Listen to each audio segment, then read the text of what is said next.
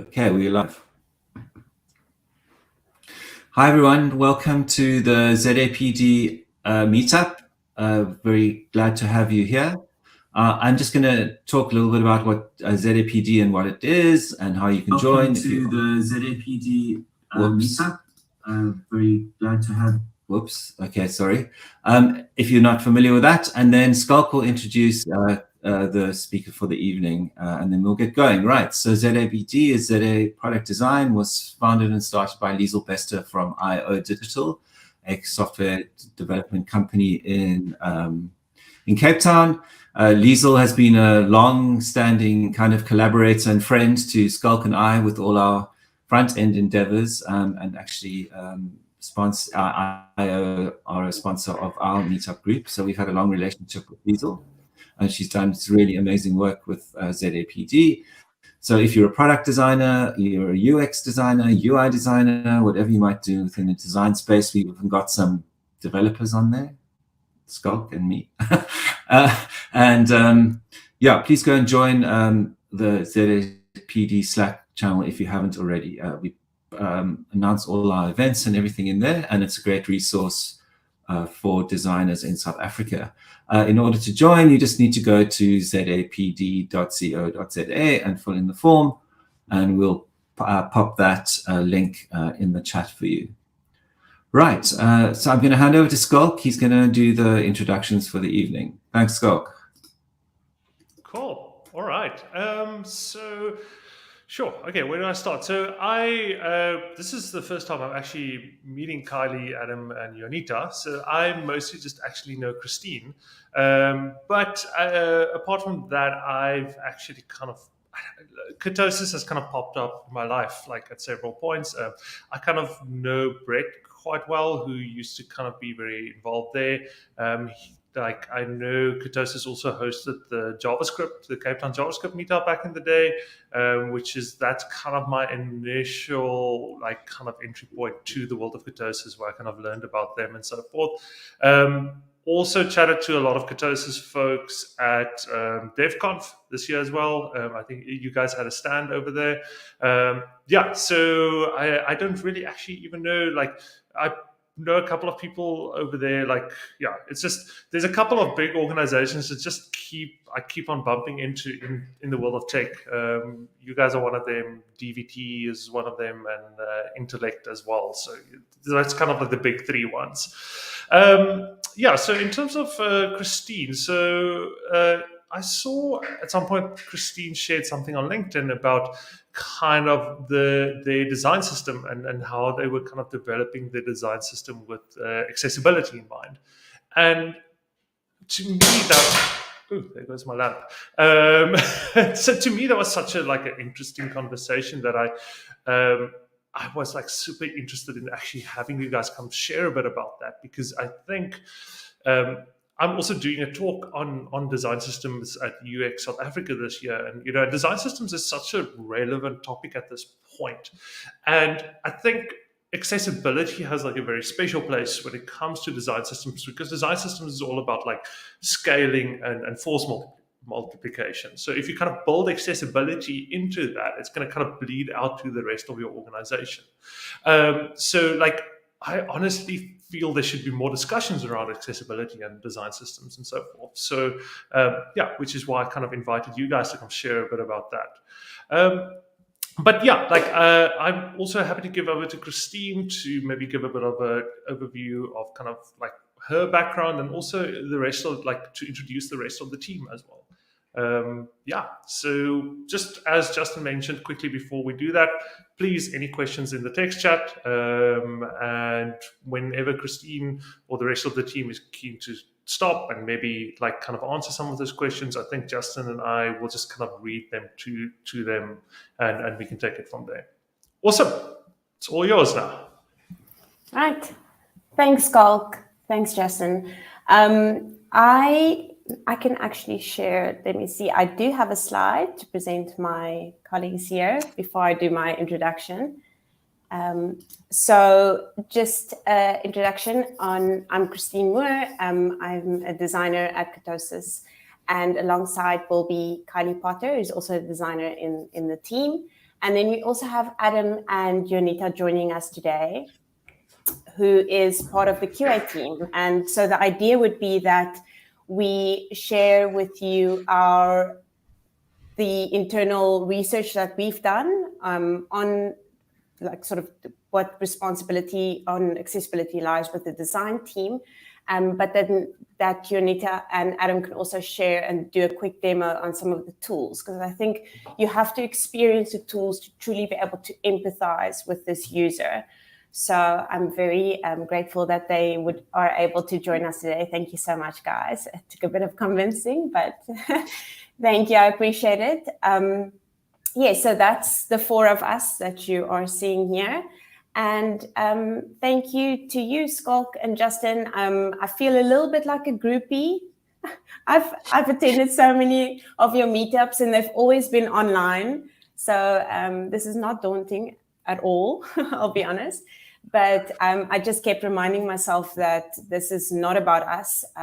This is about a much bigger cause. And through doing this research, I think I've realized that there are very few people in the world even that's got this. We have this major responsibility that we need to have all the answers and be able to solve all the problems. And that's not the case.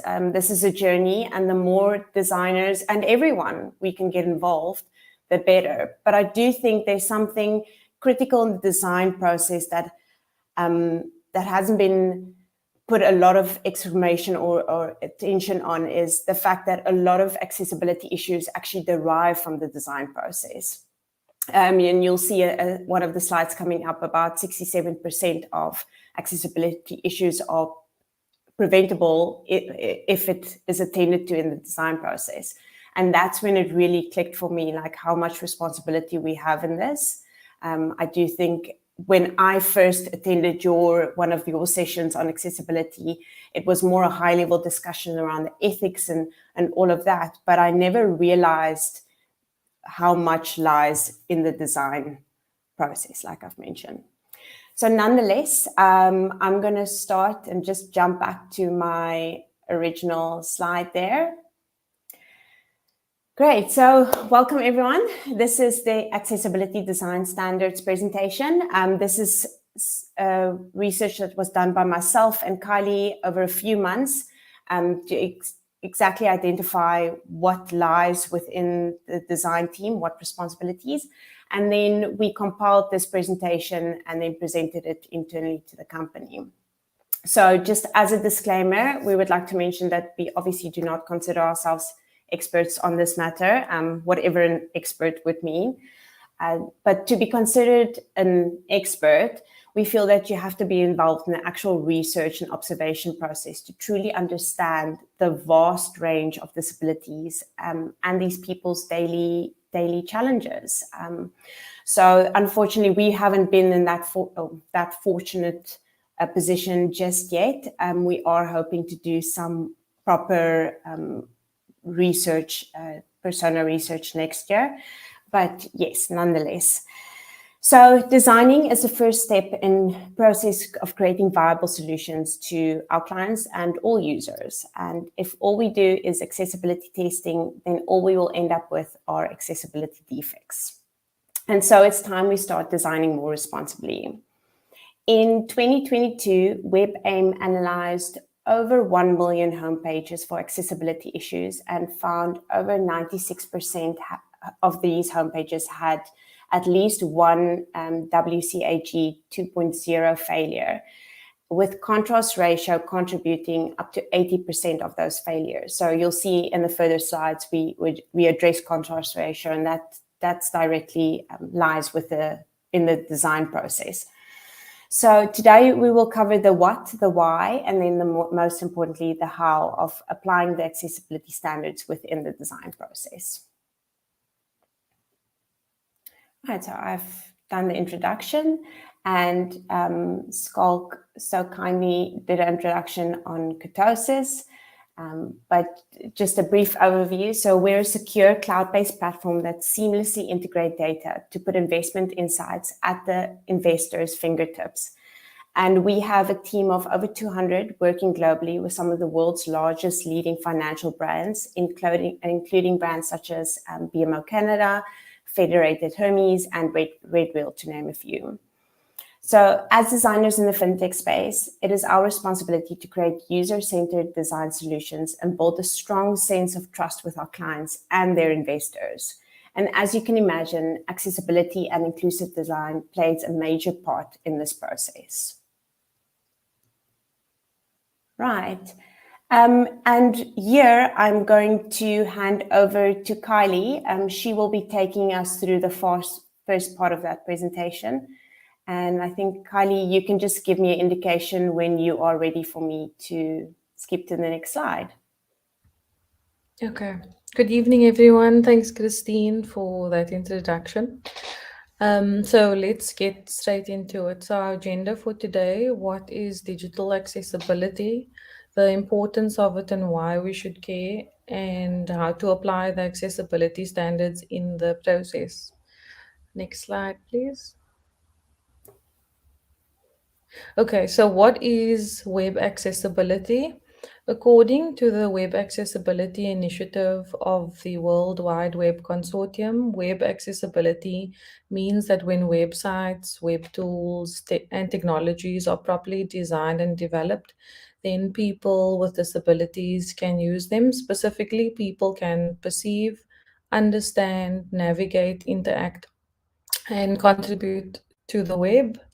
The next slide, please, Christine. So who needs accessibility?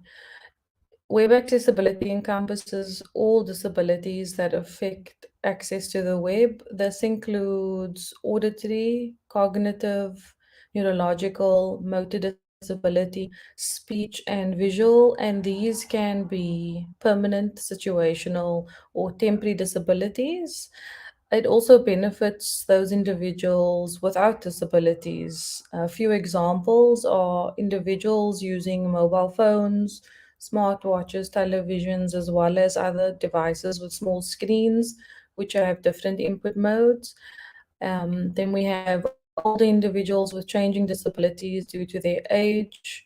Then we have temporary disabilities, such as a broken arm or misplaced glasses, which I can often relate to, which often happens to me.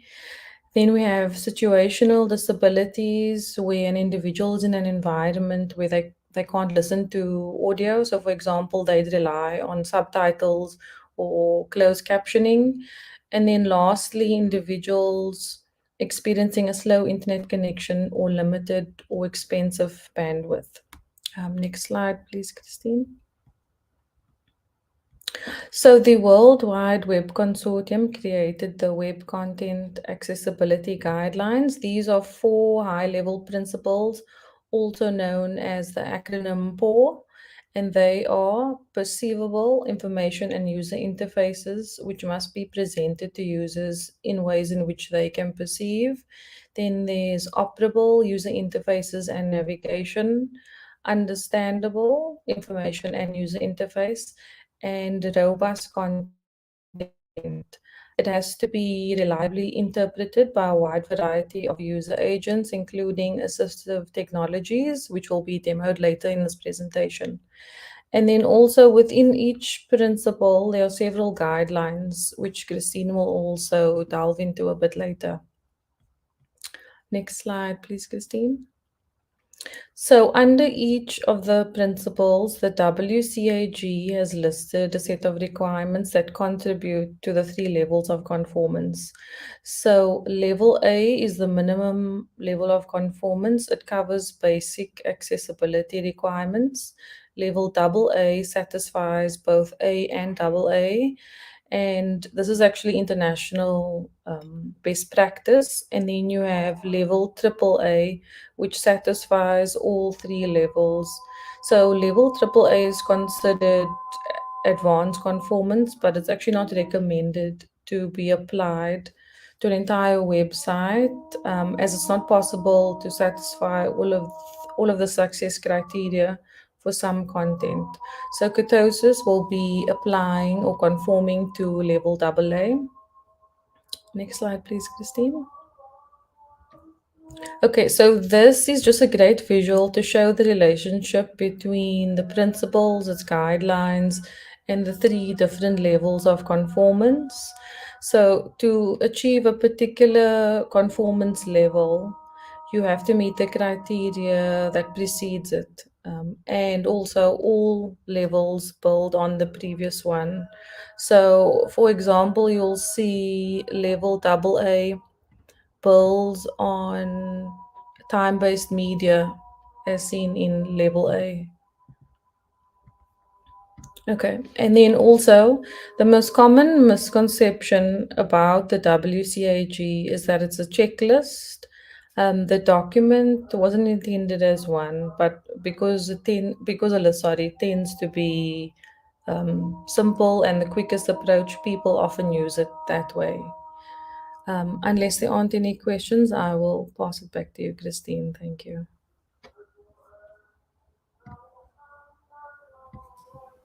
Yeah, doesn't seem like there are some questions. I obviously have a ton, but like I'll keep them until the end. Yeah, so why we've added in this particularly is I think when we started research is just a general understanding of the governing bodies, where this comes from. You know, there's so many acronyms, all these levels, and that to me felt quite overwhelming in the beginning. And I think the biggest thing is that there are these principles and they are supposed to be broad and encompass a lot of things. It's not a specific checklist, because if they became very specific, I'm saying they, and that's WCAG, we'll use that acronym often, Web Content Accessibility Guidelines. If WCAG becomes very specific, it might exclude, for instance, new technology that comes out in a year's time, or new device sizes, or so they keep it broad and high level, and a lot of it is open to interpretation, unfortunately. And that's why we do go, you'll see in the how I sort of go through a checklist, because when it comes to actual design, we did need something a bit more tangible. But yes, so this is just an overview on these principles and how they work. Right. Okay, so now we're going to talk about the why and the importance of accessibility, and obviously why we should care. So, shocking statistic, 15% of people across the globe have reported disabilities, and 25% of Americans, and based on this big variance, they estimate this percentage to be even much higher. And it's important to note that anyone can become disabled. Disabled people are the only marginalized group we can join at any time. Anyone who has tried having a conversation in a noisy club or pub or would understand this challenge. And I, for myself, has also had eye surgery twice and have been visually impaired for a few days on end. My mother-in-law, for instance, has now broken her arm, and she resides in Canada. So they've so nicely set up her whole hardware system and software to be able to handle all the assistive technology tools. So, you know, this could happen to anyone. This is a really nice visual based on what Kylie explained between a situational to a more permanent disability state. So this is from Microsoft's Inclusive Design Toolkit, and it's really nice, worthwhile having a look at it. And here they show like a little,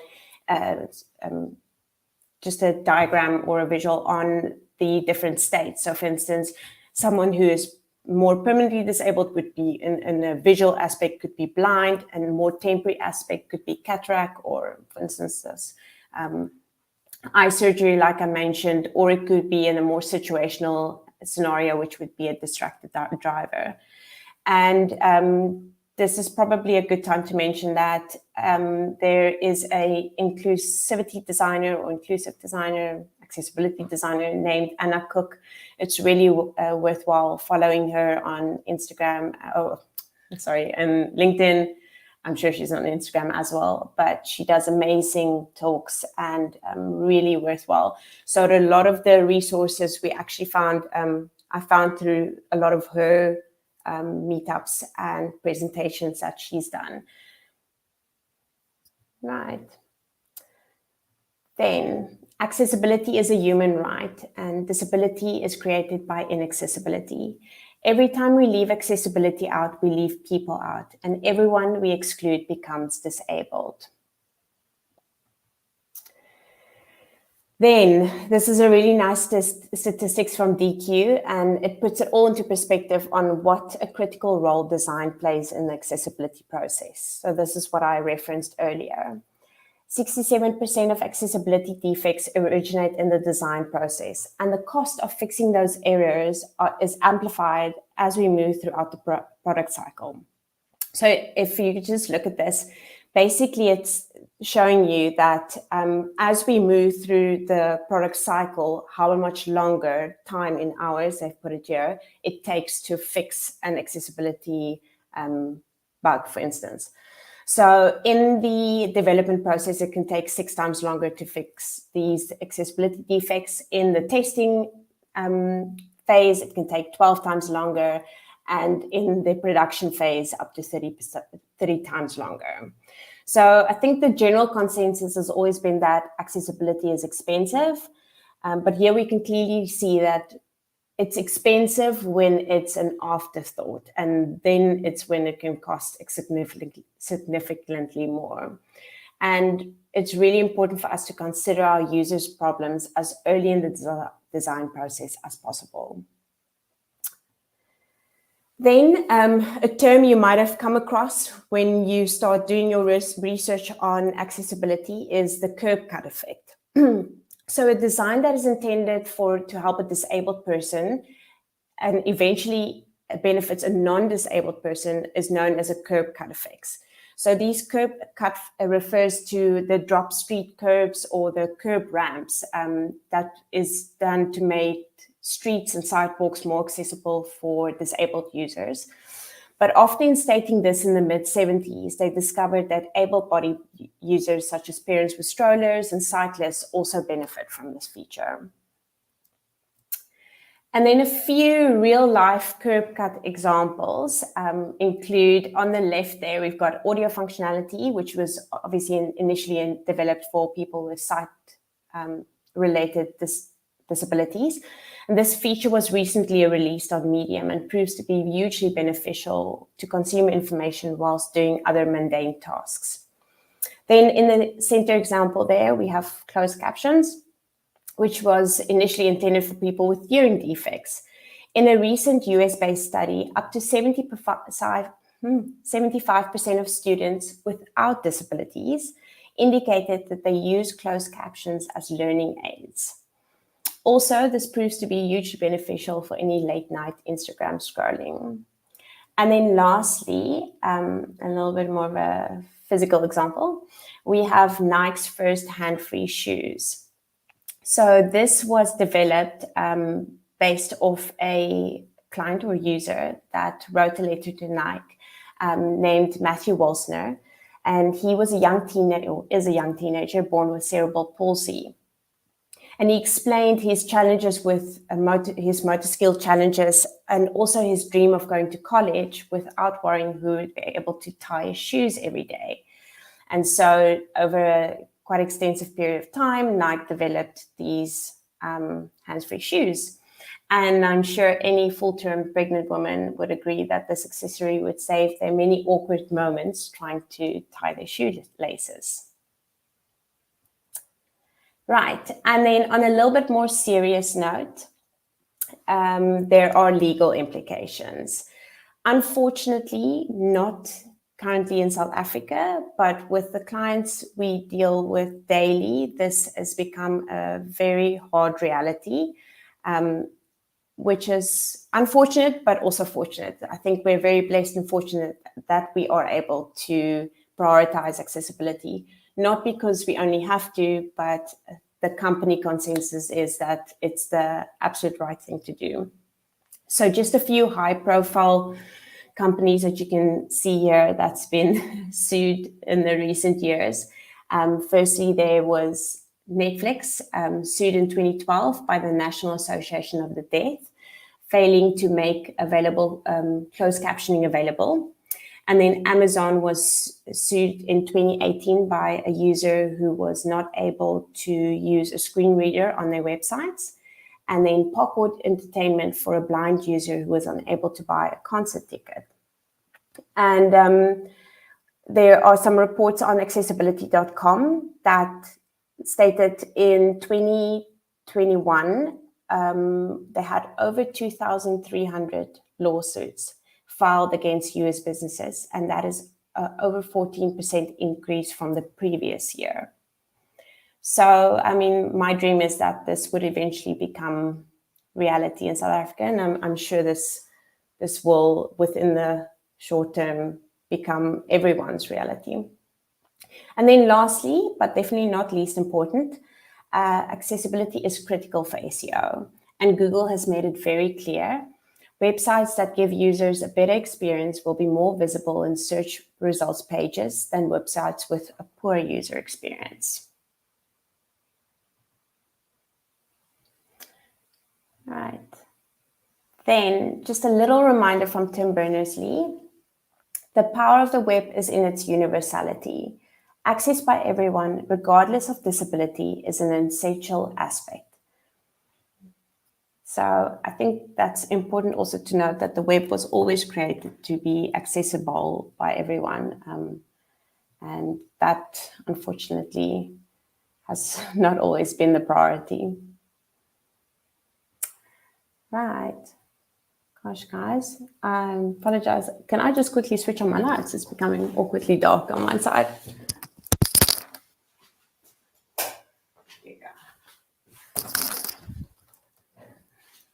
There you go. Right. Now on to, I'm just checking on time. Now we're going to talk a little bit about the hows and how to apply all these standards and guidelines within the design process. Then onto the first principle. So we've mentioned this earlier in the presentation. Just to recap, we have POUR, P for perceivable, O for operable, U for understandable, and R for robust. So within each principle, there are a few guidelines, and that's what I'll be taking you through right now. So the first guideline that speaks to the perceivable principle is provide sufficient contrast between foreground and background. I think this should be quite familiar to most designers by now, but just a few things to remember here. This relates to text as well as user interface components. And then I'm going to chat you through the actual compliance standards or contrast ratio standards.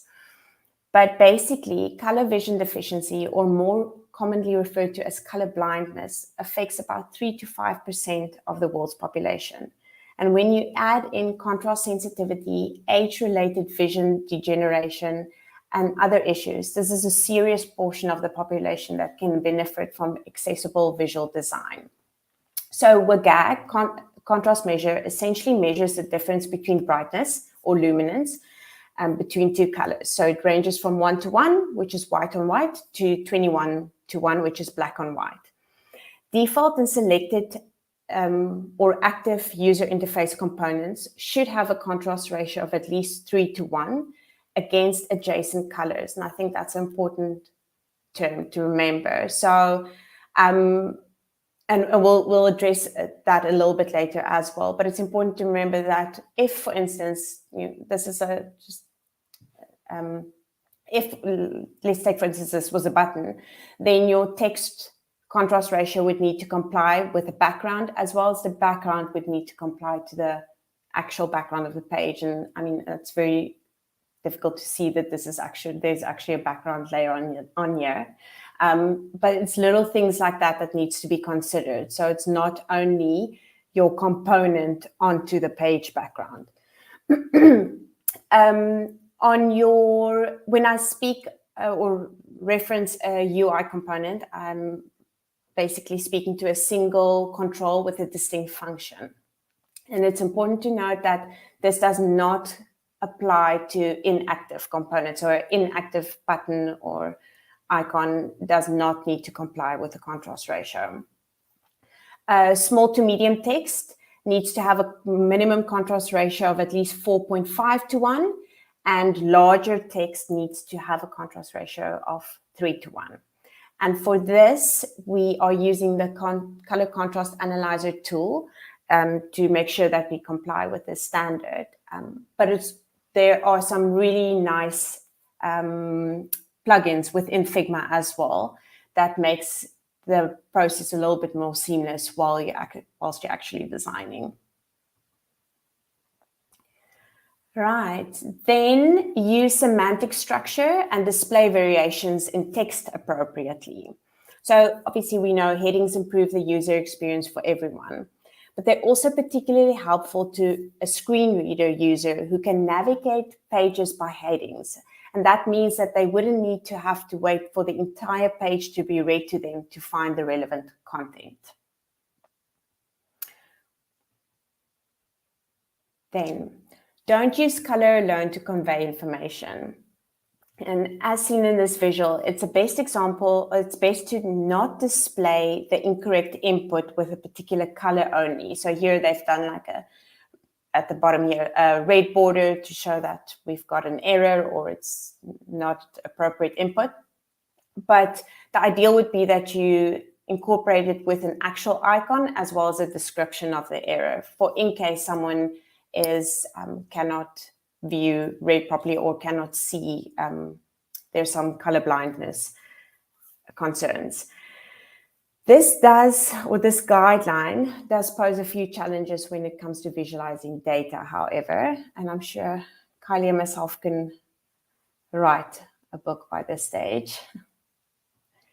So when it comes to visualizing data, we've just listed a few additional methods to convey information. So on your first example to the left, it's ideal to label directly onto a chart, for instance, onto a bar chart. When using a line chart, it's best to do unique line identifiers, for instance, like a dash stroke against a solid stroke.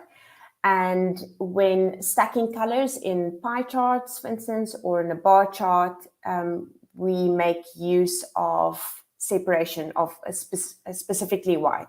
So then we would only need to test the contrast ratio of the blue against the white and not necessarily, for instance, the blue against the green, which becomes very tricky. We are considering colorblind and low vision users who may not be able to perceive the color differences, as it's important to mention that screen readers do not announce colors to non-sighted readers. Right, and we're still on the perceivable principle. Form inputs have associated text labels, or if labels cannot be used, descriptive title attributes, which falls more into the robust principle. And what's quite important is that a user can still see the label even once they've inserted the input text. Using only the placeholder text is basically bad practice, as it usually does not comply with the contrast ratio, firstly, and it starts disappearing once a user starts typing. So the UX principles around form design, obviously, as you would know, are quite extensive, and we can debate about this a lot. There are lots of topics around top-aligned labels versus floating labels, and adhering to one EM input text size to prevent iOS from zooming automatically. So there are a lot of things to consider, which are more user experience related, not necessarily accessibility. And that's, but that's where it becomes accessibility versus inclusive design. Anyway, we'll have to have a whole separate meetup session to cover the good principles around form design. Okay, then apply good textile properties, and WCAG's quite particular on what they require here. This is particularly important for people with visual impairments or dyslexia and ensures that your content is readable. So a few points to consider here is the line height or line spacing to be at least 1.5 times the font size, spacing following paragraphs to be at least twice the font size, letter spacing or tracking to be at least 0.12 times the font size, and word spacing to be at least 0.16 times the font size. And then if we take it a step further, which is not necessarily on the WCAG guidelines, but things like left aligning or making sure that you don't use too many characters within a sentence also assists a reader in just having a better experience and the content to be more perceivable. Right, then onto the second principle, operable. Operability is about supporting the users that need alternative input, make it easy to find content and help users figure out where they are. The first guideline relating to operability is provide clear focus indicators for interactive elements like buttons and links. And within WCAG 2.2 draft is being released in December, hopefully. They've extended it out, I think, twice or 3 times. It should have been released last year already. But on this specific guideline, they're going to become a little bit more particular on the requirements. So this would speak to things like, here you would also need to consider your color contrast. So whatever color you're using to indicate the focus area, as well as the actual stroke width. So that's not in WCAG 2.1 currently, but it is something to bear in mind and just look out for going forward. So obviously, just like mouse users, keyboard users need to be able to see where they are on a page as they tab their way through it. Otherwise, they won't be able to identify the elements they're actually interacting with. The focus indicator is to a keyboard user what a mouse cursor is to a mouse user. And I'm sure everyone would agree you never want to lose your mouse cursor. Right, and then provide skip to content link. So this is also usually for keyboard users. And if you have repeating blocks or links on every page, like your main navigation, for instance, help users avoid having to tab through all of them every time they reach a new page by having a skip to content link. So I'm sure Skalkin and Justin would understand this a little bit more, but it's not usually always visible. As soon as you start tabbing, it gives you the option to skip to main content, or I do think you can access it with the mouse. I'm not exactly sure, but once you hover to the top of the page, you should usually be able to access with the mouse as well. Then third guideline relating to operability is provide multiple and consistent ways to navigate pages within the website and make it easy for your users to figure out where they are by means of a global search functionality, for instance, or a sitemap.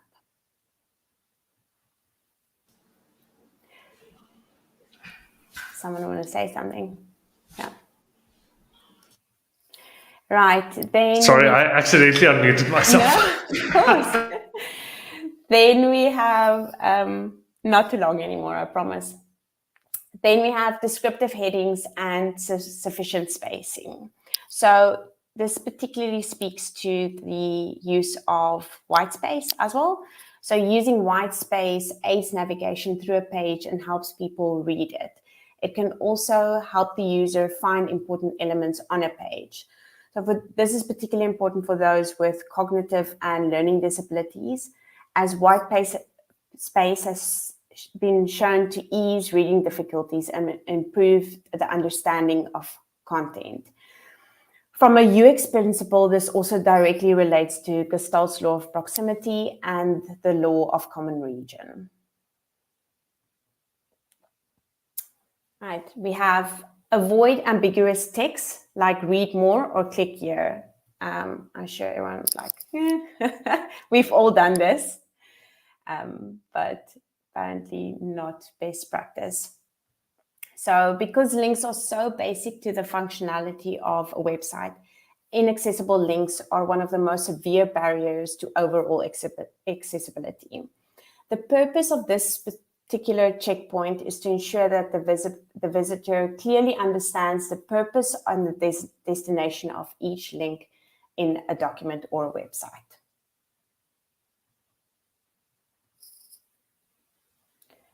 Then onto the second last principle, understandable. And this principle helps users understand the content and how the site and its elements behave. Keep repeating elements consistent and predictable. I'm sure that just speaks to good UI principles, but it's important to remember that if elements that serve a similar function, they should be labeled, look, and behave the same way. For people living with a disability, this is really helpful. It helps people with cognitive differences and visual impairments be able to predict where they can find things on each page.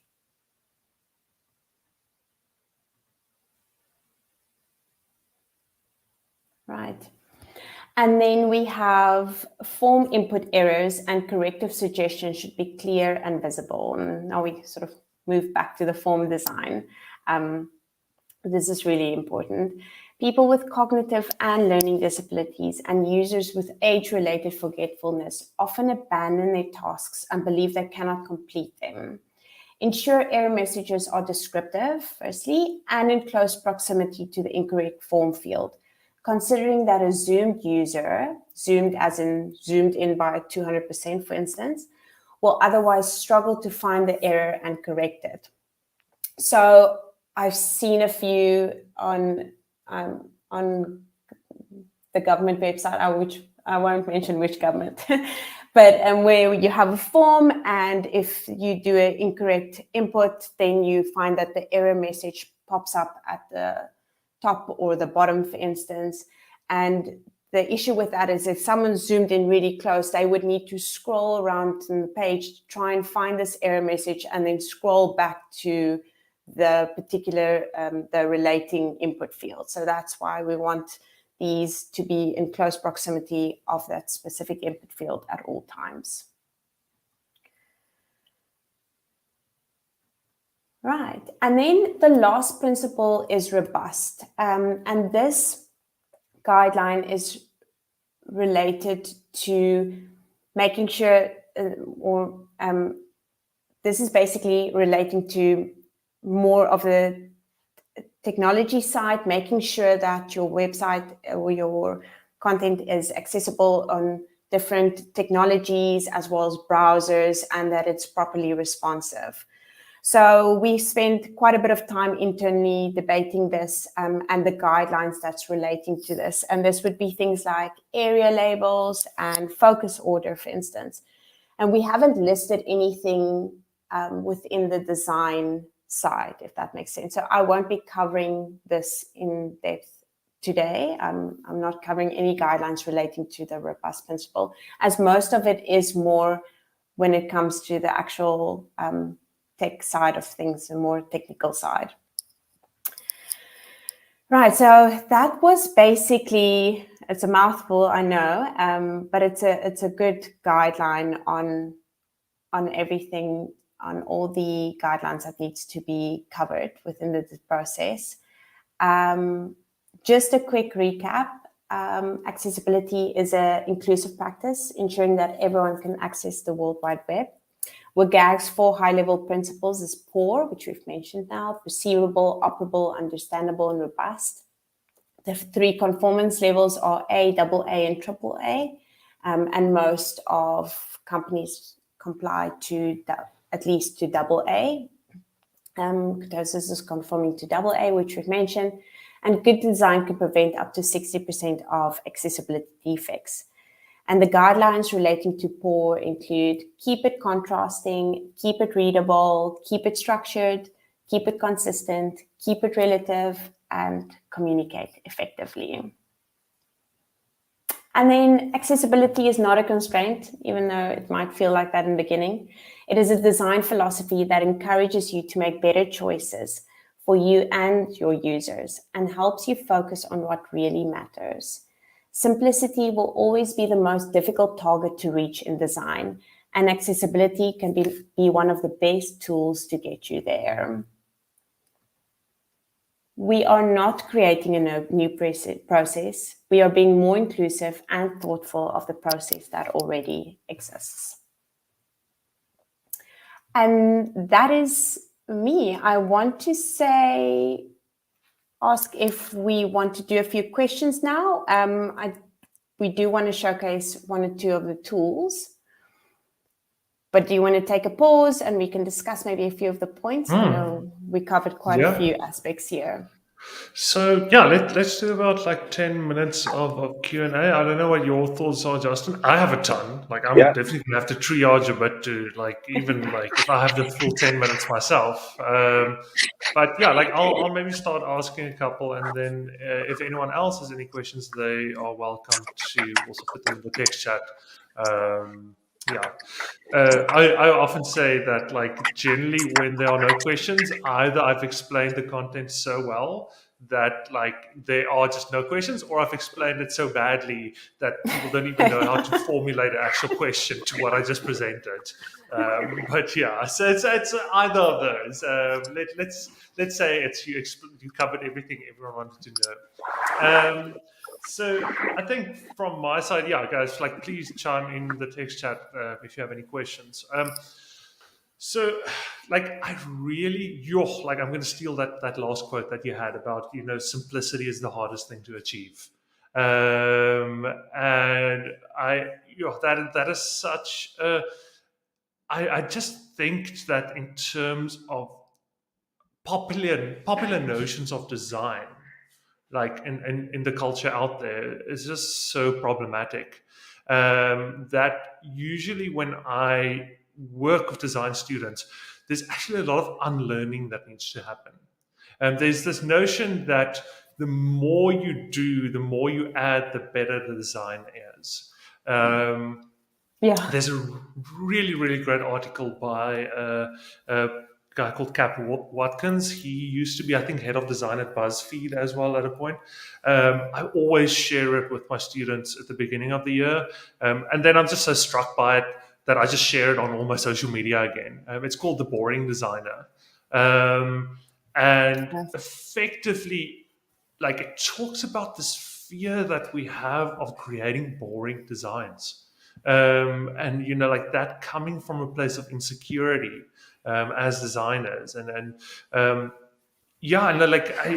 kind of often what I find is like there's a bit of a bell curve in one's career where you start like really like creating very simple designs, and then like as you progress, then more complex, and then at some point you realize like I'm actually just making everyone's lives harder by doing complex designs, and you kind of start like doing more simple stuff again. That's developers phenomenal. hate me. Yeah, exactly. The dev team is starting to hate me. And I maybe have a follow-up question on that as well. But this specific one, like, so also Steve Barnett, he used to be very involved when this was still Cape Town front-end developers. He was very involved. He's now in New Zealand. He always said something that really struck with me, and I always repeat, is that the browser by default is 100% accessible. By default, if you just put text, select boxes, inputs in a browser without applying any CSS or any design, it's 100% accessible. We actually make it less accessible by trying to customize things. Yes. And I think this once again leads back into this notion of, like boring design. Like honestly, I think a lot of people are scared that their like buttons are their buttons look too much like everyone else's buttons. Their inputs look too much like everyone else's inputs. And it's that whole thing about Jacob's law, that people actually spend more time on other websites than on your website. So your website should actually look more like other people's websites. But I just always struggle to get students like to let go of this notion that like they need to actually like design something new and not just use a button that looks the same like everyone else's button. It's such a hard thing. So this is generally the angle that I approach it from. The other thing, and I'll maybe just end with this one quickly, because I don't see there are any other questions. But this is maybe kind of me just like dropping a bomb, because I think this is something that sometimes I'm very scared to actually even open up, because it's a contentious topic. But how much do you think a lot of the accessibility problems that we have in the digital space is just because designers don't actually understand the material that they're designing for? How much of it, and I'm not necessarily meaning, okay, you should be able to code, but just understanding like an input, like semantic, like even that part that you had about like the semantic headings and so forth. Yeah. So knowing a bit about you, I know you know a bit of code. So I think that is to your credit. Sure. Like I sometimes like I actually think about this and then like I'm like, no, that's too extreme. Like I can't feel this way. But sometimes I just feel like I think just like we just need to tell people, like, if you want to design in the digital space, you need to have a basic understanding of the materials. In the same way that an architect, like you don't need to actually work with the cement yourself or the bricks or the glass or the whatever, but you need to have a really good understanding of the actual materials. Otherwise, you're going to build stairs out of glass. And you're going to build doors out of cement and whatever, you know. So, but I think it's like there's a bit of a hesitation in me to even say that, because I've seen people express similar sentiments before, and they got destroyed online. I'm specifically thinking about John Madia, when like there was a specific, I think it was a Forbes article or Fast Company article, where he said actually some products just doesn't need to be design led. Like you don't need a designer leading the product design process. And you're like that poor guy. He actually in his recent book, he actually spoke about that, like just how people just destroyed him for stating that, you know, designers shouldn't be the ultimate authority to make product design decisions. But now I'm already regretting saying all of this. I can imagine. No, I do agree with that sentiment. I think that's always been critical for me too. And, you know, it's not like you're requesting designers to understand conditional logic or doing no, I don't want to say, you know, learn a proper programming language, which HTML and CSS is not JavaScript. Yeah. So, I mean... But I do agree with you, and I agree in the sentiment on the way, you know, by default, HTML is accessible. The web is accessible. HTML is accessible. It's when we start applying CSS and starting to, and that's technically what we do, right? We design as we would then apply with CSS. When we start applying those aspects in user interface design, we break it. And that's my sentiment. There's another term that we often use, and this is pixel perfect, which is another one that's so to me, there's two things. There's two things like that really grind my gears: pixel perfect and like also user delight. When people talk about user delight, like. To me, I read that as code word for I actually just want to make my design look amazing without actually caring about how it actually works. No, users. Sorry, I'm going to get myself into very dangerous territory here.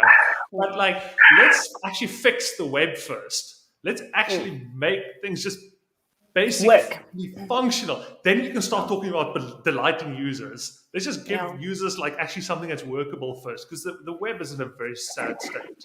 Yes, I think so let's not focus on delighting users. Yeah. It's also very big. Sorry, Justin. No, go ahead, Christine.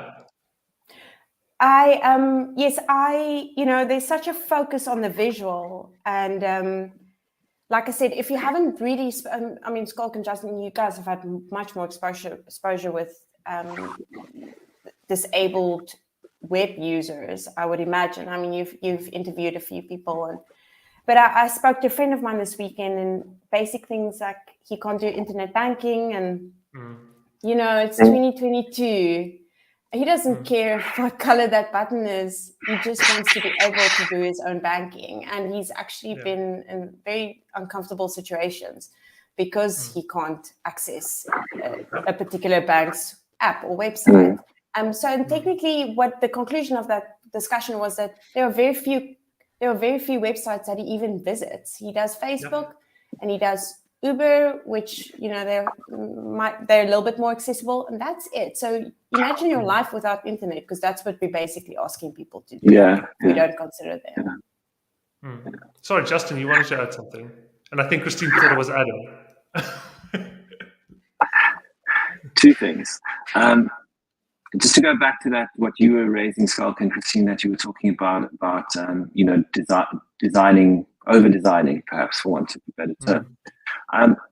There's a corollary to that as well, and that's, you know, as you said, you know, the browser is accessible by default, and it's not the designers who are breaking that; it's the developers. When they go and add a role equals button to an anchor tag, you know, and instead of just using a button. So, you know, it goes both ways, and I think we always say, yeah, designers need to know something about code, but shouldn't we also be saying that front-end developers, in particular, should also understand some of the principles of good design when they're bringing that into their work? So I think it's a kind of a corollary there. Christine, you mentioned all those companies that have been sued. So, and as we know, I think there's quite robust legislation in Europe, via the European Union, in Canada, in the USA. We have nothing like that here. Do you think this is something? Do you think accessibility needs a legal push where there are real consequences for people? And by real consequences in our world, that basically means financial consequences for accessibility. Do you think we need something like that, and should we be lobbying for you know, accessibility to become encoded in our law? I do think so. I think if you want people to change habits or patterns, I mean, what do you do? Like you push up the price. That's the reality. When you want people to use less electricity, less water, or, you know, anything that applies to most things. So unfortunately, that's just human nature. I mean, no company, if you take our biggest banks in this country and you ask them to make their products accessibility for a marginalized group, let's say it is, actually it's much higher, but let's say it's 25%, because they're not going to spend the money and the time if, I don't think so. And it's too late in the process. I mean, I think ideally, by sharing this knowledge, is that designers, we have more inclusive and accessible designers, and that they can incorporate these things technically without even, you know, or a lot of these things without even making a big deal about it. They could just design it the right way to start off with. And develop it the right way. We started. We started at Spencer. We started doing global accessibility workshops, I think 7 years ago. And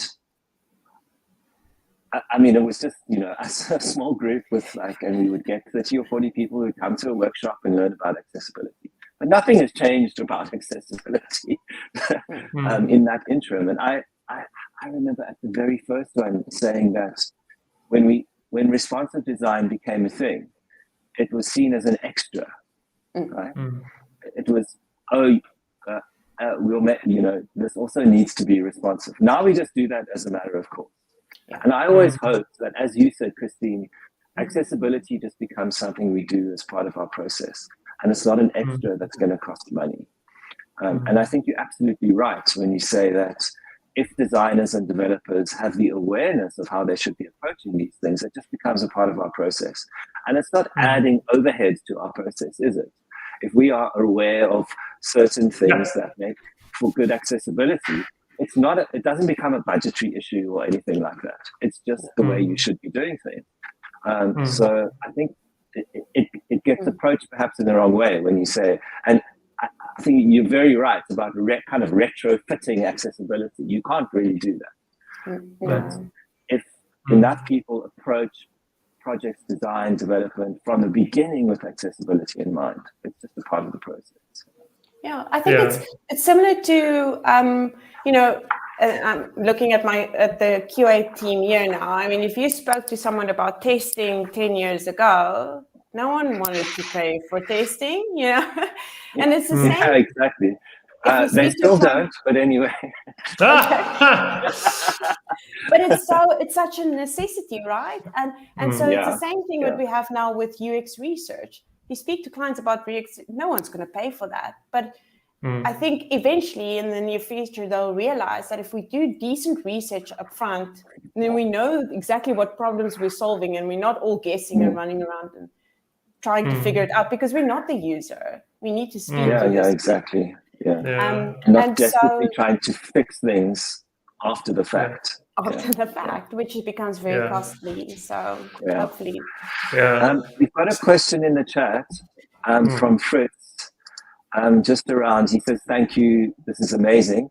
What would be good resources for developers to learn more? Great question. That is a great question. Are we looking at me? I can give a suggestion as well, but I'm hoping for you to give one first. No, anyone really.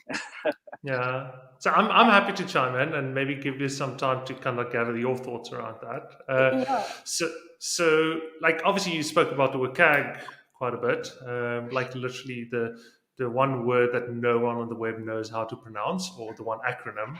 I heard you speak about the WCAG. I speak about the WCAG. I speak about the WCAG. WCAG. You are no fun, Justin. I want to you need to go read the WCAG.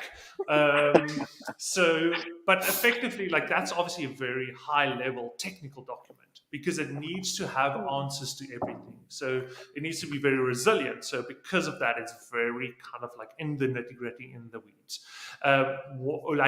To me, what I would say is probably the most accessible resource for the average person is the A11Y project. So I'll just share a link to that.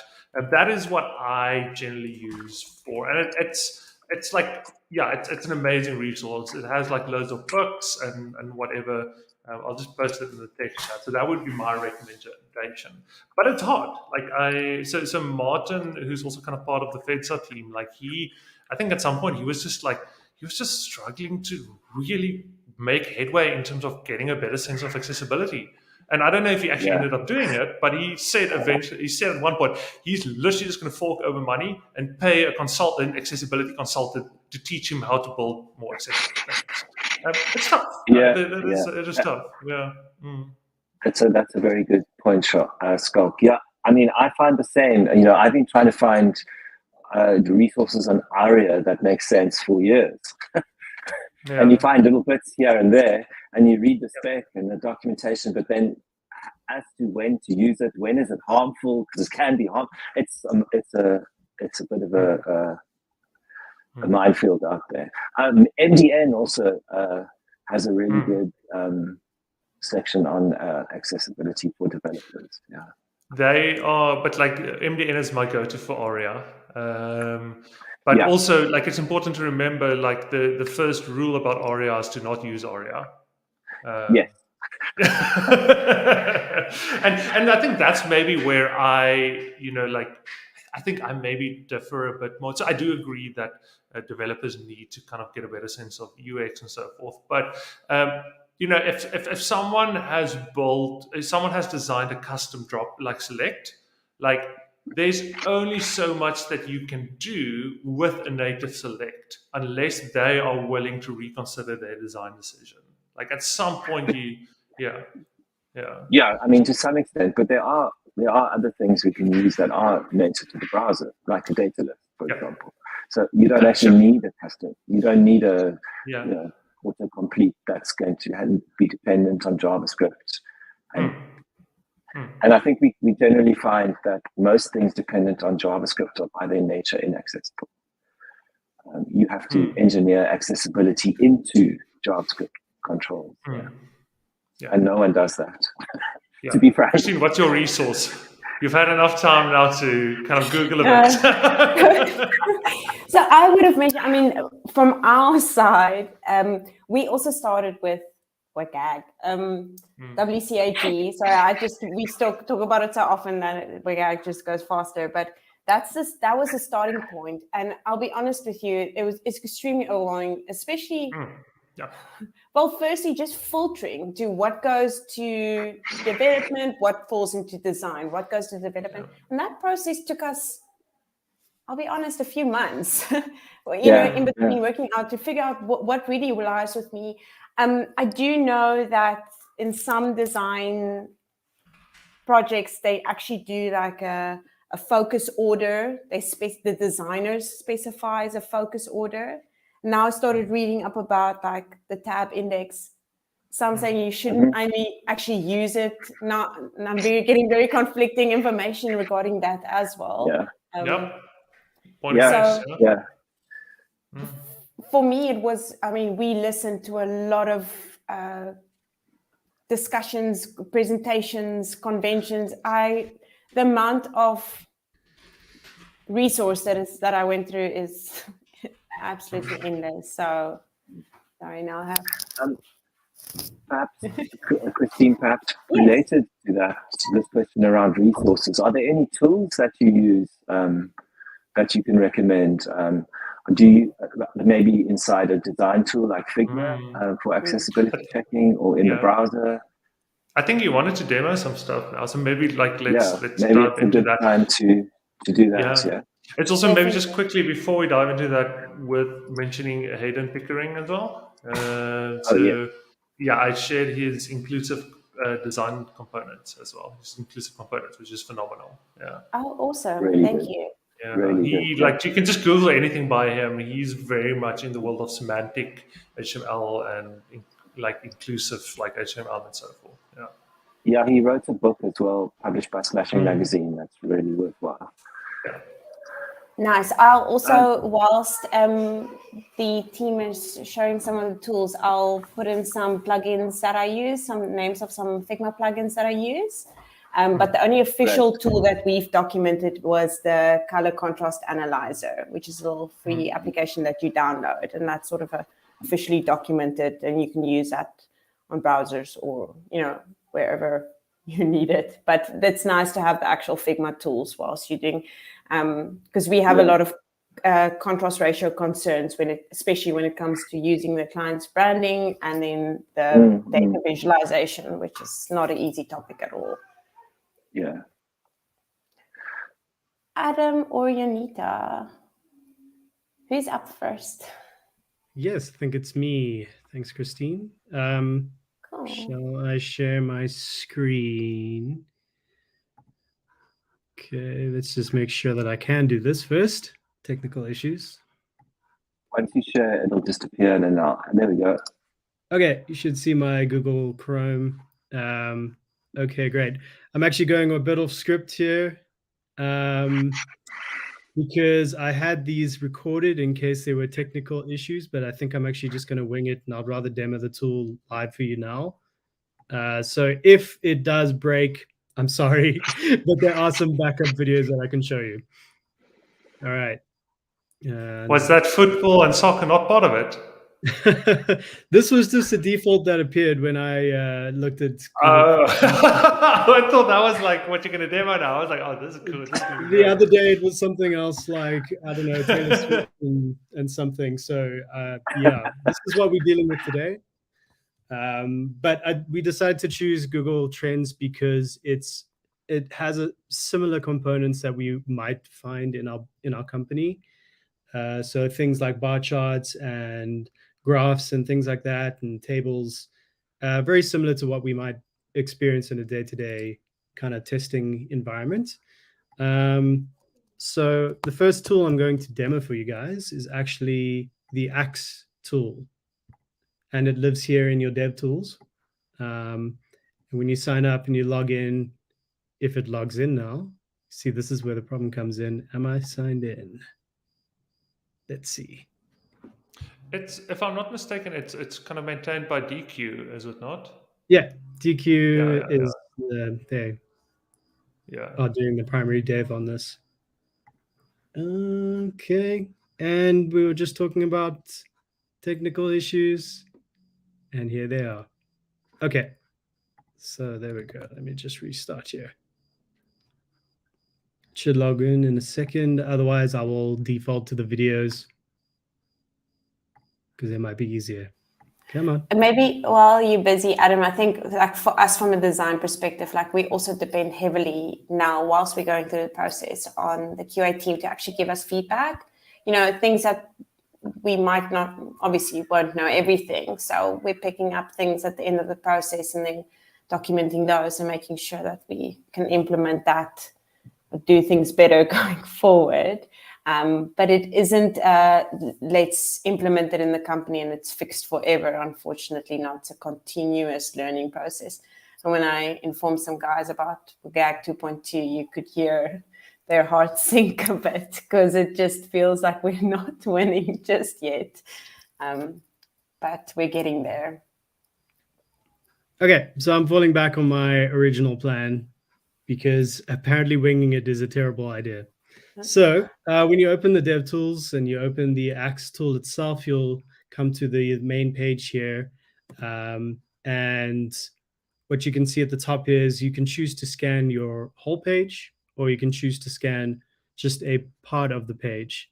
This can be useful if you want to just highlight, for instance, this graph, this chart, or if you wanted to do the whole page, you could just rely on the whole page.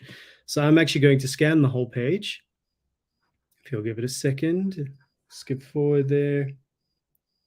Okay, and then the tool will run automatically and highlight all of the issues that it has decided are non-compliant with WCAG.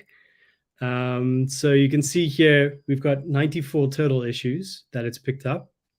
I'm just going to save the test here because that allows us to use some of the other tools, some of the automated tools in the back end of the Axe tool itself. And as you can see at the top here, this little box here, it actually breaks down the issues it considers the most critical and serious, moderate issues, and minor issues. As a QA, we would obviously want to focus on the top two, critical and serious. We would want to get those sorted out as soon as possible. At the bottom of the page here, you can see the actual issues themselves. This is the total issues, but you can actually drill down. For example, here, I'm drilling down into the critical issues, and you can see it's highlighted. Elements must only use allowed ARIA attributes, and things like buttons must have discernible text.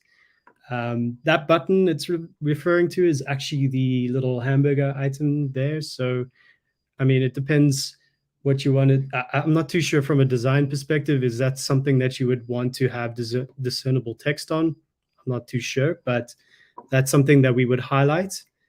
And then let's see. Oh yeah, I'm just going through a couple of the categories here so you can get an idea of what other issue types you might pick up on. Documents must have one main landmark, for example. Pages should contain a level 1 heading, for example. And I'll dive deeper into one of these in a second. So here we go. I'm just going back to serious. And you can toggle that away, which is really handy because then you can actually see what you're doing. Before you couldn't do this, but they've updated recently, which is great. So here's one that I've decided to highlight, which is links must have discernible text. It's a little bit broad. I mean, what does that even mean? So you can at least click into here and it opens up this lovely little description box.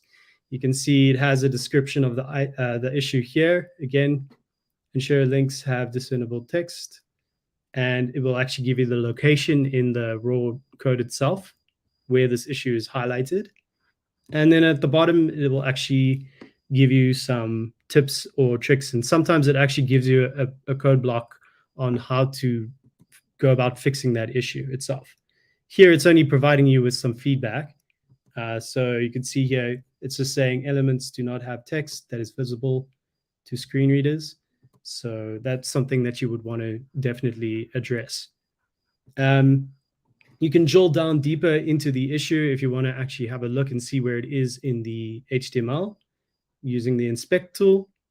That'll drop you down right there into the elements tab, and you can actually see where the element is causing an issue for you. This is useful for the developers, obviously, and designers as well. And then the greatest tool of all time is this highlight tool.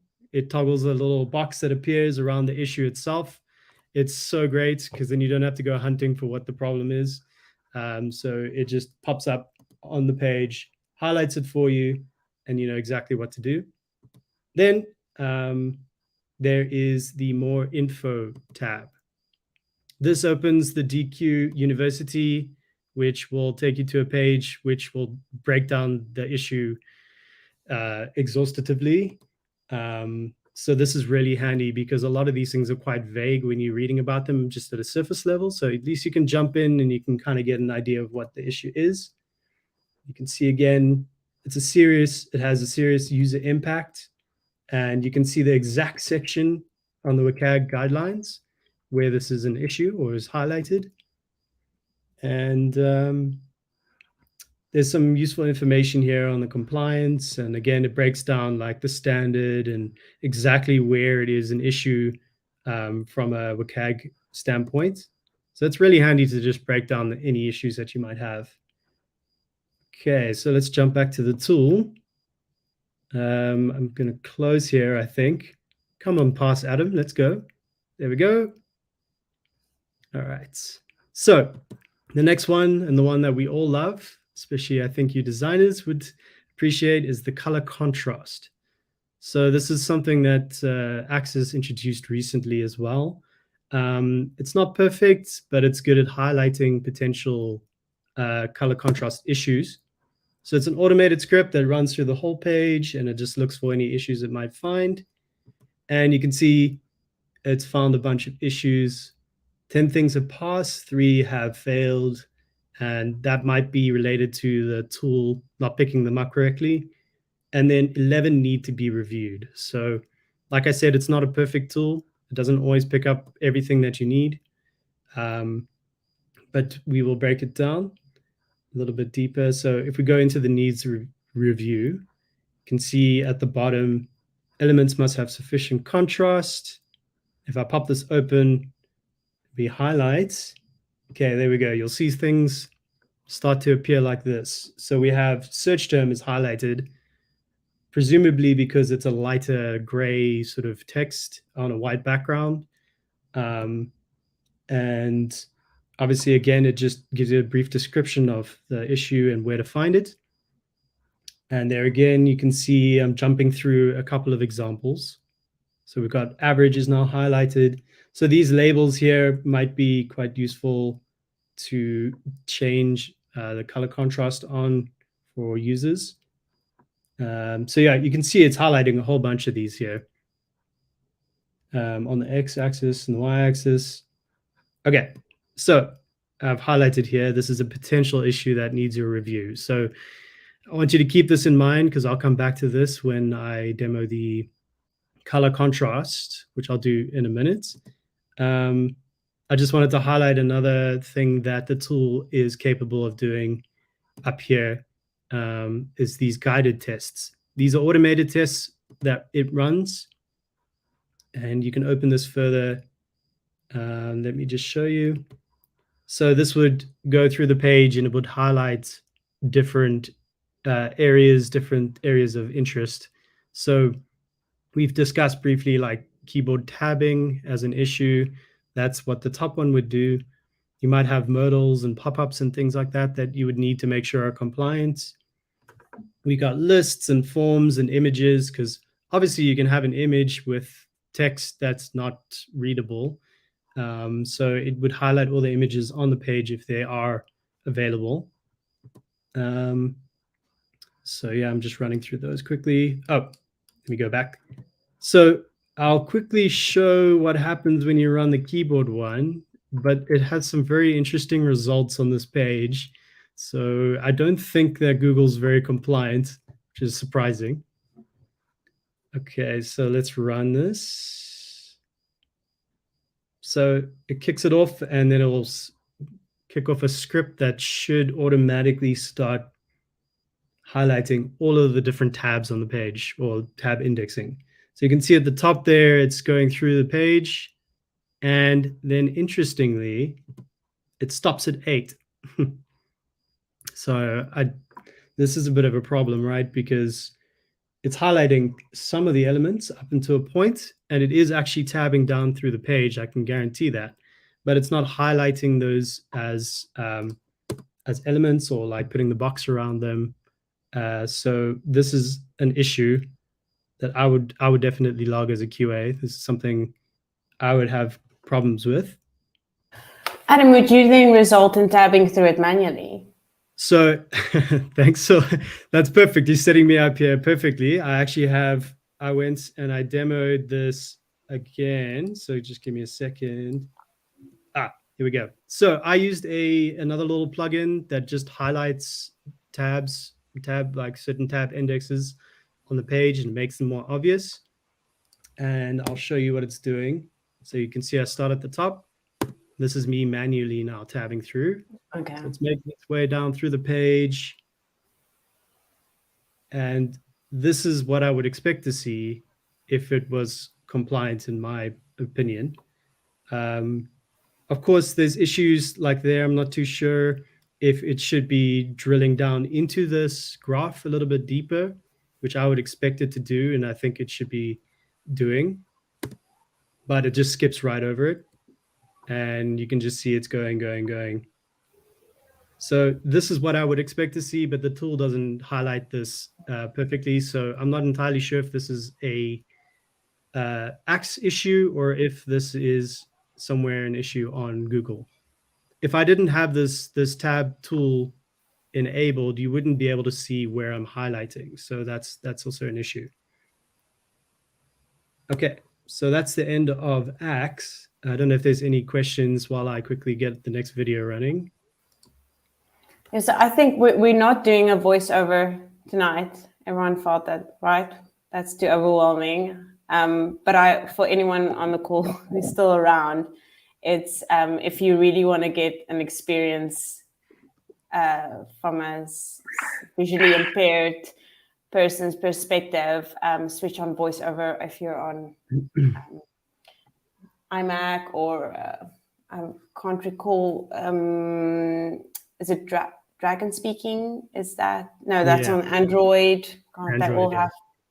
Yeah, but switch on one of your assistive tools, and then you'll actually hear how overwhelming that is for the user. Jaws is the Windows one. Yeah. I would also just recommend, based on that, I'll maybe share the link now in a second.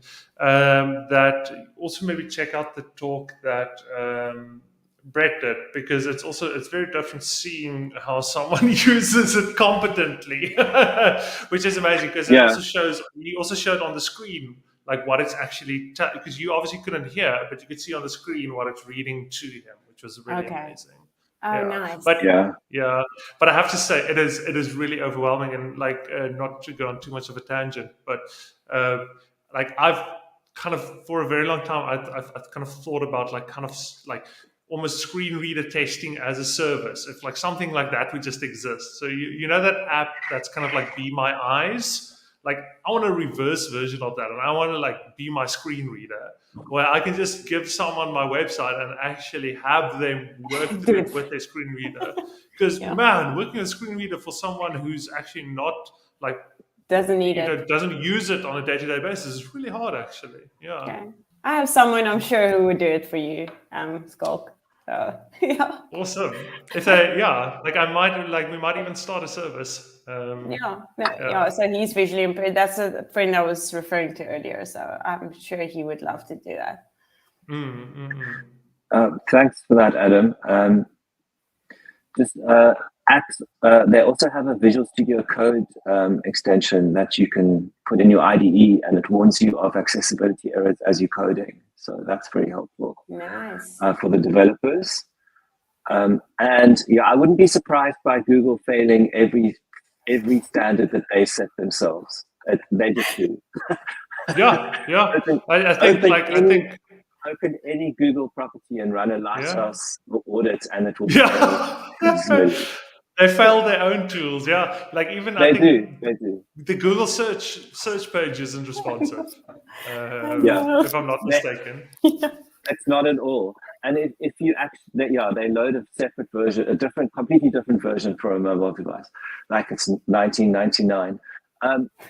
But Google. If you also Google won't give you 100% Lighthouse score if you're including Google Analytics on your page, because you have to include it in a non-performant way. I mean, yeah. Anyway, asides aside, is there another demo you were going to do, Christine or Adam? Yes, I can quickly demo the color contrast tool. I think you're all aware of it and you have most likely used it, but this is how we're using it as QA to just verify issues. And so basically where Axe fails us, we kind of use the tool. We use another tool in conjunction with it to just verify what we're looking at. So if you remember from the previous video, highlighted these contrast issues. So I've got this one highlighted here on the x-axis. And yeah, you can just see there's a whole bunch here. Even this little help icon thing is also would pick up as having contrast issues. So in this sort of circumstance, we would use color contrast analyzer. So I'll just give you a quick breakdown of the tool. Of course, at the top, you can compare two different colors. So we've got the foreground color and the background color. Obviously, you can also add these. You can add these yourself. You can play around with different color combinations. You can use hexadecimal. You can use RGB, whatever you want to use, whatever is your flavor. It's all there for you. And so I'm just highlighting there the two different colors that you can use for contrast purposes. Christine actually mentioned this earlier. The contrast ratio of black and white is 21:1. So it actually tells you the actual ratio for it itself and gives you a little sample preview, which you can just flip through as well. So you can change the foreground and the background as you see fit. So that's a cool way to just make sure that it's working both ways, essentially. And then I think, at the bottom here, we have the WCAG rules, or the guidelines, I suppose. These are the top 3 most important ones that they have highlighted for contrasting issues. So there we have text contrast. This is on text itself. So text should have a contrast ratio of at least 4.5:1 on regular size text, and at least 3:1 on larger scale text. And they give you a nice little summary of what exactly that means, which is really handy. And there you can see as well, it's compliant for AA and AAA as well. So it picks up issues for both. We obviously are only interested in AA, but it's just useful to note the AAA issues as well. So the bottom one there is non-text contrast. So that would be things that are graphs, I suppose, or other colors on the page. I think I demo this now. So I'm going to close there. Yeah, okay, I'm just going through it. There we go. And then the greatest part of this tool is the little dropper tool, which lets you highlight colors on a pixel basis, I suppose you could say. So there I am, I'm highlighting on the graph itself this red color, just to give you an example. And then it pops in that color, and the actual, it shows you what the element is all about. And I'm just going to highlight the background. And you can see here, we're actually getting some failures. But because this is text-related failures, and this is not text itself, that wouldn't be too much of a concern. I'd make a note of something like that, but because it's non-text, it's not too much of a problem. And you can see there's the color contrast ratio as well, so that's more than adequate. And then I'm going to show you the issue that we actually highlighted here, the insufficient color contrast on this x-axis. So I like to get up in there. I like to get the darkest value I can, just to make sure that like I can get a good idea of what I'm looking at. And you can see it's turned out that it's 1.9/1. And we have some failures here in the contrast on the text itself. Actually, it's failing throughout the whole thing. So this is something I would definitely raise. And I can tell you that this is the same as these other elements on the page. For example, this one, this label over here, things like that. They're just not, they don't have the sufficient color contrast. So that's just how we use these two tools in conjunction to make sure that we kind of got a good understanding of what we're looking at, and making sure we're not logging and making more work for our devs than we need to. And lastly, they have this fun little tool. I just thought I'd show it, where you can actually play with the sliders. So if you're a designer, I suppose you could come in here and you could find a contrast that does work, that's similar to what you had before, something that's compliant with your business, I suppose, and whatever their branding colors are. So I'm just playing around with it. And yeah, I mean, I ended up here with a better contrast already. So it's just something like this you can use, and you can even make that suggestion to your dev team. So yeah, I mean, they're really great tools to use in conjunction, and yeah, we've actually had great success with them so far. Yeah, that's the end of the demo. So I'm not sure if you guys have any more questions or anything. Yeah, I have a process question. How do you keep all of this in sync? I imagine you've got a design system in, say, Figma or something, and you're mapping out your colors and all of that, and then you're going into some kind of a front end, maybe using variables for colors or however it might be. What happens when you identify in QA, you identify this color contrast issue? How does that get sent down the chain so that everything is in sync? You know, your Figma, your front end system. I'm just curious about that, because just from my perspective, we use Figma, we do our design systems in Storybook, and then we do our front ends usually in Next.js or some kind of React framework. And we're finding more and more as projects grow, and you need to make changes, that at least one of those is out of sync at some point. Yeah.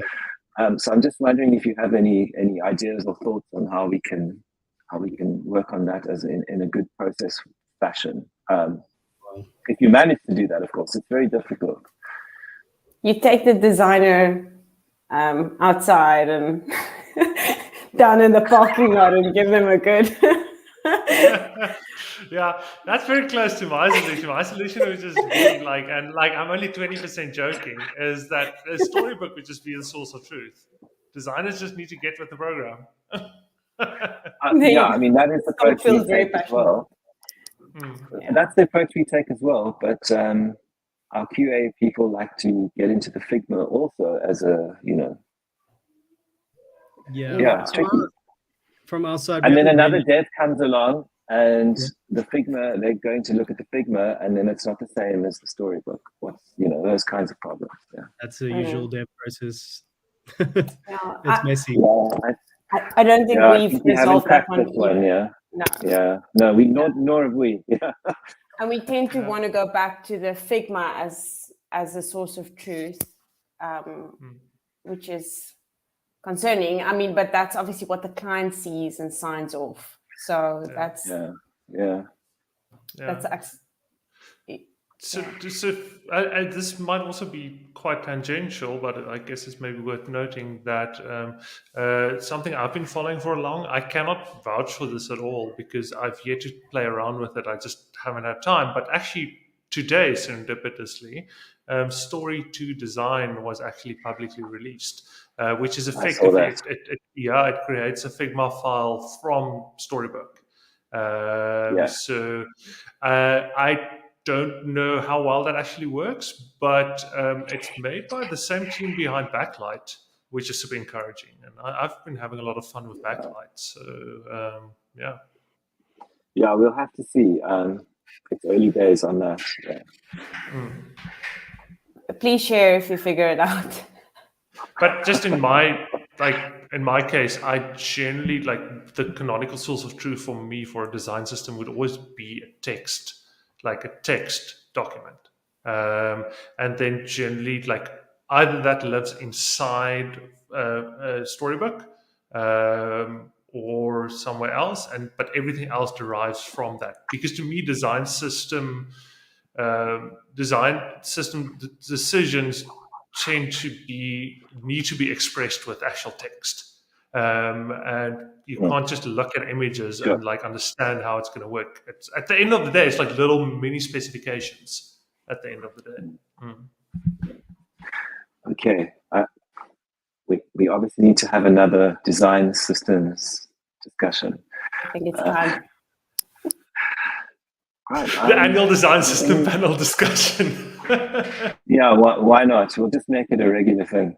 Does anyone have any other questions or comments or anything? Are we all good? I maybe have a quick thing I want to, unless there's anything else you guys want to demo still.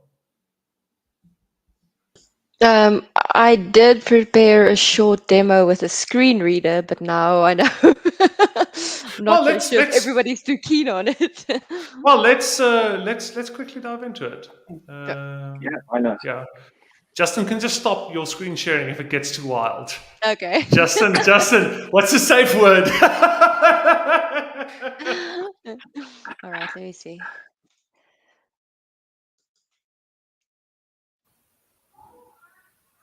Okay. I know we mentioned, sorry, Janita, while you're busy, we were talking about Figma plugins.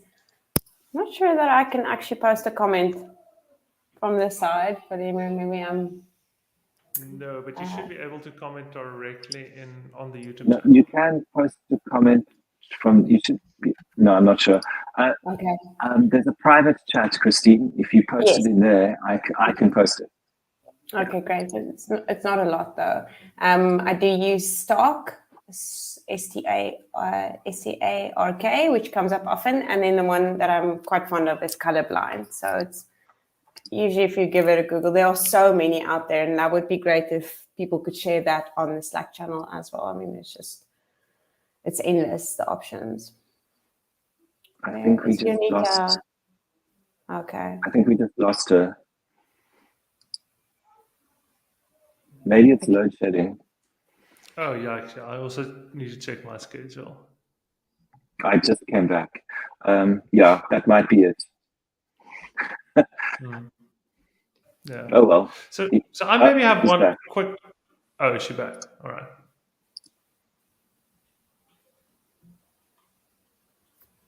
Are you on mute, Janita? We can't hear you. Sorry. No, my Mac decided it needed some permissions first before I could share. So. Okay.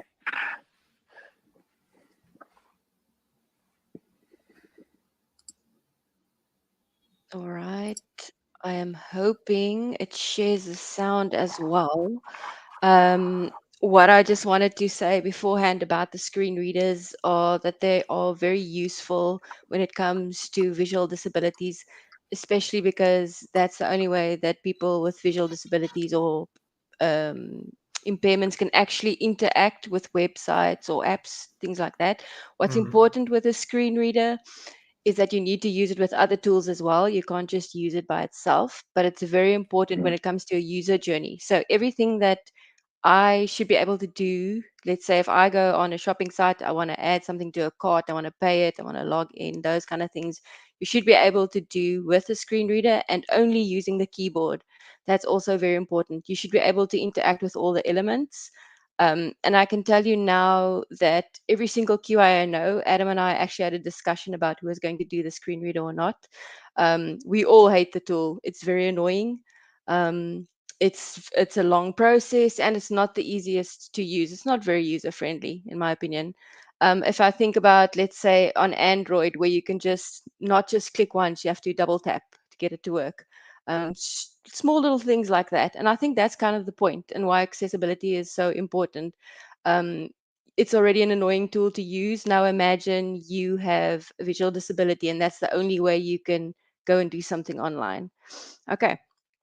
So can we see the Google Trends?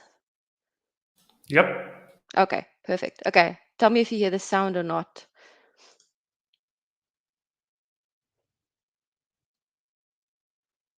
No.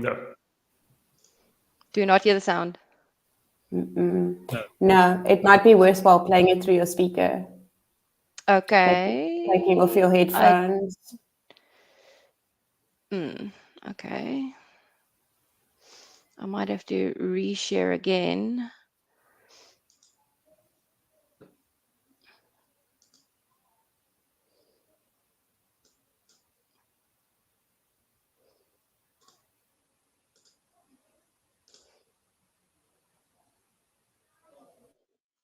All right.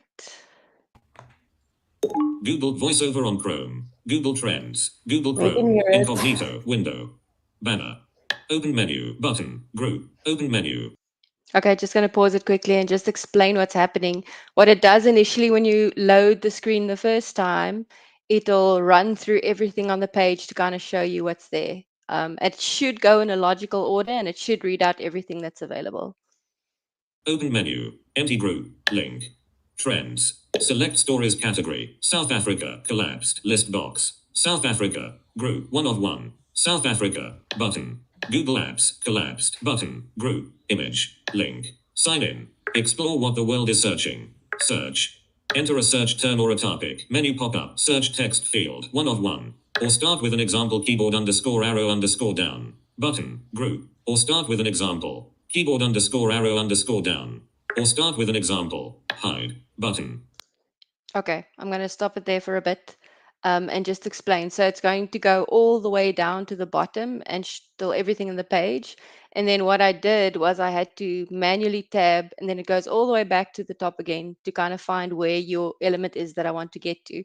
If you notice at the top there, it had one space where it said just button. And that's a problem because if you can't see, you have to listen to what's happening on the screen. And if it says button, then what does that mean to you? It means nothing. I'll forward it a bit. World Cup A chart. Interest by region. Past 7 days. Worldwide. Link. Football. American football A chart. Explore the year through the lens of Google Trends. 20K plus searches. Link. Send feedback. But link. About. Leaving Google Trends. Leaving toolbar item palette. Link. Entering list box. Leaving list. Leaving select Google Apps. Link. Sign it. Entering list box. Leaving list box. Hide. Button. Link. Link. Okay, so what I wanted to do here is I wanted to select World Cup. So if you stay on an element long enough, it'll tell you what to do to interact with that element or how to leave it and go to the next one. World Cup A chart. Interest by region. Past 7 days. Worldwide. You are currently on a link. Inside web content. To click this link, press Control, Option, Space. To exit this web area, press Control, Option, Shift, Up arrow. /m/0 world. Okay, so then I clicked into that element and now it's loading that page. And now what it's going to do is it's going to start from the top again and work through all the elements all the way to the bottom. Cup. Banner. Open menu. Button. Group. Open menu. Empty group. Link. Trends. Heading level 2. Explore. Share. There is one match available. You are currently on a text field. Leaving list box. Entering list box. Entering list box. Add a search term. Menu pop-up. Search text field. Entering list box. Entering select stories location. Web search. Leaving select stories. File code. Share. Button. Graphics symbol.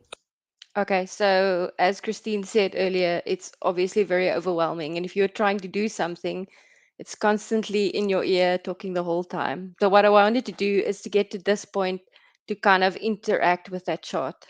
A chart. Group. You are currently on a graphics symbol. Inside a graphic. To begin interacting with the contents of this image, press Control, Option, Shift, down arrow. No visible title to interact. Okay, so I wasn't able to interact with that element. So what I wanted to do next is kind of go back up to try and open the modal for that chart. But I started getting annoyed again. So what I did is something that you should never do when you're using a screen reader test is to actually use the mouse button and click on what I wanted it to do. So if you're ever testing with a screen reader, please don't do that. It's not allowed. But for the purposes of this demo, I did that. It's the cheat code. Out of a chart. Graphic. Help _outline. Button. Group. Help. You are currently on a button. Group. Inside web content. To click this code. Button. Group. Embed. You are currently on a button. Inside web content. To click this button. Press Control. Option. Space. Okay, so I tried to get inside that modal, which never happened. If I do what they say there with the Control option and the space. To exit this web app code. Button. There is one match available. It reloaded the modal, and I was never able to actually interact with it. So that means that was the end of my user journey, and I wasn't able to go any further. Modals are always a bad idea, as far as I understand. Yeah, this is great. Thanks, Jonita. I think that just gives us a really nice understanding of how they experience this. And also, from my friend's perspective, I mean, most people listen to this times 3, 4, so they're speaking incredibly fast. It is quite amazing to listen how the other senses has become enhanced, at least. So yeah, thanks guys, I appreciate that. Thanks very much. Yeah, I've tried to use VoiceOver before just to check it out, as you said, and wow, it is incredibly difficult. I couldn't imagine that being my daily life. Yeah.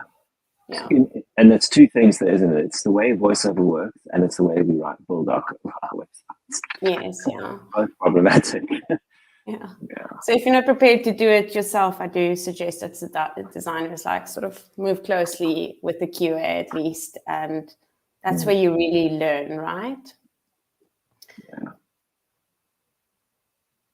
Sorry, I was on mute. And I think this is also very important. So another person that's maybe worth following as well on this topic is Rory Preddy. I'll also just kind of share. He just has amazing tweets, regardless of anything accessibility and so forth. But yeah, he very kind of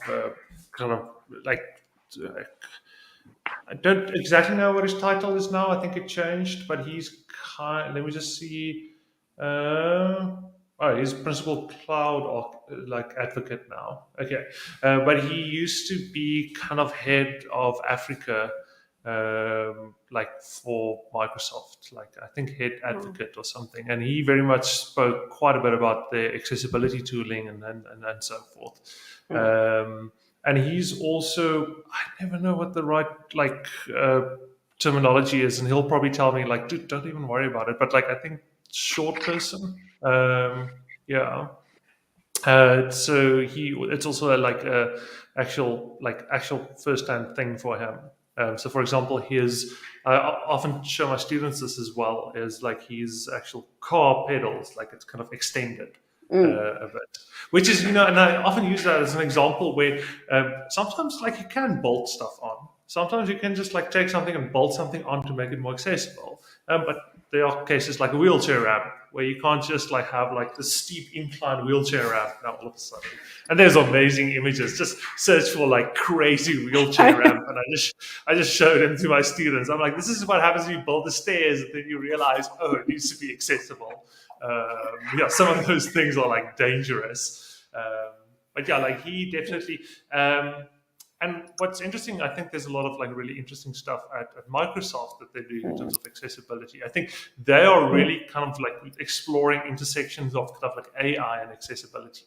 Definitely. Specifically in terms of like alt tags. So AI is good enough now where, you know, like you can just get like an AI to actually look at that image and like explain what it is, and probably better than you would actually personally be able to explain, because you're going to just like keyword spam that thing. Like image of, like the classic mistake is you type image of, and then it reads image of. Yeah, but you know, yeah. So yeah, definitely check him out as well. He also did a talk for us at one point. Yeah, he did. And at DevConf. Yeah. Oh, nice. Right. Right, guys. Right. Yeah, I think we can leave it there. Yeah, thanks so much to all of you for joining us. This was really fascinating, really interesting. And thanks so much for giving up all your time. And it's a lot of hard work to prepare these. So thank you so much for that. Right, and thank you to you. Also, thanks to everyone who just kind of stuck around and hung out with us. Yeah. Yeah, I think we'll end the broadcast, but if you could all just stay behind for a minute or two. Yeah. Thanks. Awesome. Yeah, thanks everyone. Thanks for joining. As usual, this will be available for rewatch on the YouTube channel within about 24 hours after Google has done its encoding and decided whether they're going to send us a takedown notice or not. Yeah, I think it was specifically for the one by Brett, where it was the one with Brett, who's the blind developer who was showing us sent us a violation of community standards takedown notice. Because the reason being, this appears like a scam. That was literally the reason, and I needed to like reach out to like the YouTube team on Twitter and be like, guys, what the hell are you doing? Like, yeah. Anyway, yeah. Thanks again. Thanks to everyone for joining, and we'll keep you posted in the ZA Tech channel for the next design related meetup. Thanks all. Cool. Cheers, everyone.